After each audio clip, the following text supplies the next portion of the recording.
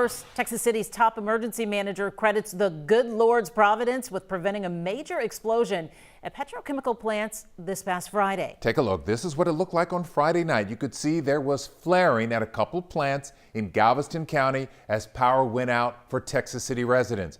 Adam Bennett, live in Texas City tonight, and we're also learning, Adam, what exactly was released into the air during that flaring. We are, Lynn. Early records show that this was one of the largest emissions events here in the last 5 years. Bruce Clausen, he's the emergency management coordinator here in Texas City. He is really spotlighting the skill of the workers. He told the Galveston County Daily News that crashing this industry, these plants, is one of the most dangerous things you can do.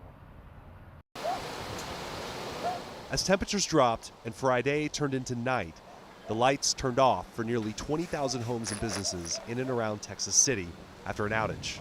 We have no heat and no lights. It's not a good combination when it's cold outside. The only lights around for several hours came from petrochemical plants. They were flaring or burning off chemicals to lower pressure and make the refinery safer after they too lost power. You can create some tremendous opportunities for bad explosions.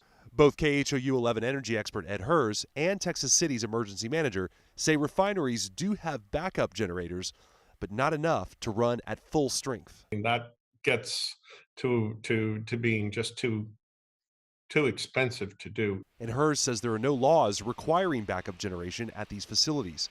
Initial reports to the Texas Commission on Environmental Quality show the Valero and Marathon plants emitted more than 132,000 pounds of emissions, including nearly 75,000 pounds of sulfur dioxide.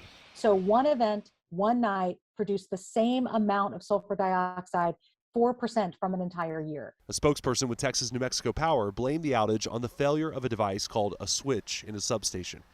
He told me, quote, "We're continuing to look into what caused it to fail. It had been inspected earlier in the week. Soon after that switch failed, a transmission line de-energized. We're also looking into why that happened."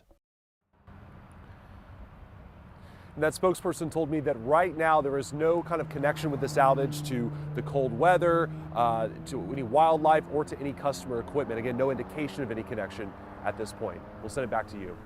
What findings there? Thank you for sharing, Adam Bennett.